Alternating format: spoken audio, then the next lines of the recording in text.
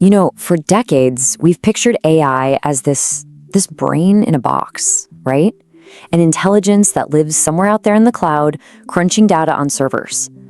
But what happens when that intelligence finally gets a body? That's what we're digging into today.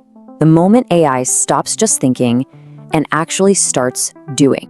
So this is the headline that got everything started for us: a humanoid robot doing hand embroidery. Just let that sink in for a second. We're talking about a skill that's all about delicate, precise, uniquely human touch, and now a machine is doing it? This isn't just a slightly stronger factory arm. This is a whole new ballgame. And that really is the question at the heart of all of this, isn't it? Are we just looking at a better, fancier version of the automation we've known for years? Or are we standing at the very beginning of a completely new kind of technology? To really get what's going on, you first have to appreciate what a massive technological leap a sewing robot actually is. I mean, from an engineering standpoint, it's just a marvel. The term you're going to hear a lot is micro-dexterity.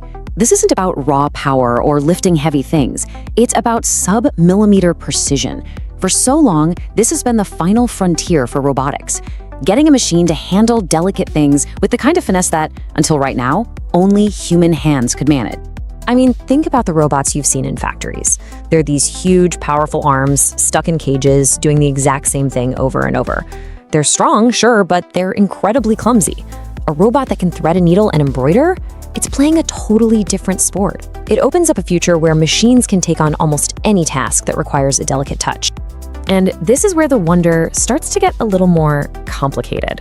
This incredible leap forward forces us to ask a much bigger and maybe a little unsettling question. If a machine can master a skill this human, what does that mean for the skills we all rely on? So naturally, that question leads us straight to the economic side of things. Because look, the tech is amazing, but for a lot of us, the first thing that pops into our heads is, what does this mean for people's jobs? Now, the immediate fear is job loss, but the economic picture is actually way more complex. A Bain & Company report projects a global shortage of nearly 8 million manufacturing workers by 2030. So the problem isn't just that robots are showing up. It's that in a lot of key areas, we literally don't have enough people to do the physical work. It's creating this huge vacuum that this new kind of automation is perfectly designed to fill. And here you go. This chart is basically the engine driving this entire change.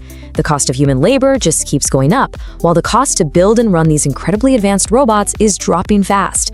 We are racing towards something called cost parity. That's the tipping point where, for many jobs, it just becomes cheaper to use a robot than to hire a person. And we're not just talking about car factories anymore.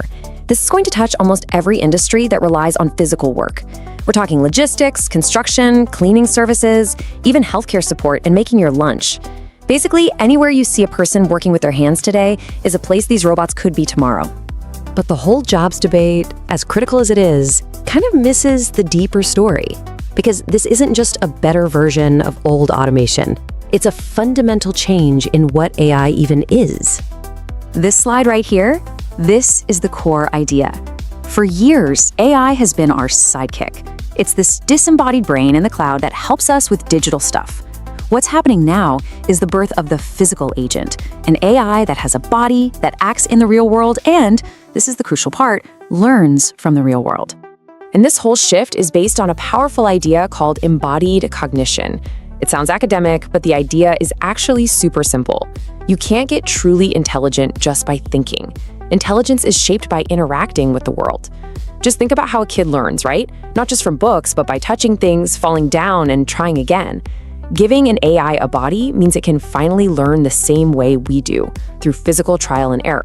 So why is this all happening right now? Why this sudden explosion in physical AI? Well, it turns out it's not just one single breakthrough. It's more like a perfect storm of a few different forces all coming together at once.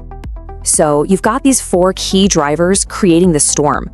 First, the hardware, the actual robot bodies, are finally becoming nimble enough. Second, the software now lets us train them with plain English instead of complicated code. Third, the economics are hitting that cost parity tipping point we just talked about. And finally, the AI brain itself is now a general-purpose system that can learn and adapt to totally new tasks. And that AI brain part is the real game changer. You can think of these new foundation models, like NVIDIA's Project Root, as a kind of universal operating system for robots. It lets a robot understand a command from watching a video or just hearing you speak, and then it figures out how to translate that into physical actions. It's the software that's finally unlocking the true potential of all this amazing new hardware. But there is a huge physical bottleneck to this whole revolution, and this quote just nails it. The next big challenge isn't about code, it's about kilowatts. Putting millions of these incredibly powerful robots out into the world is going to take a staggering amount of energy and infrastructure. The future of AI might actually be decided by power grids, not just by algorithms. Okay, so let's take a step back and look at the big picture here. When you put all of these different pieces together, it becomes really clear that this is about so much more than just a better factory robot.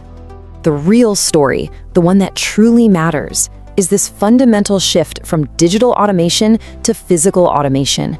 For the very first time, our most advanced AI is leaving the server farm and stepping into our world.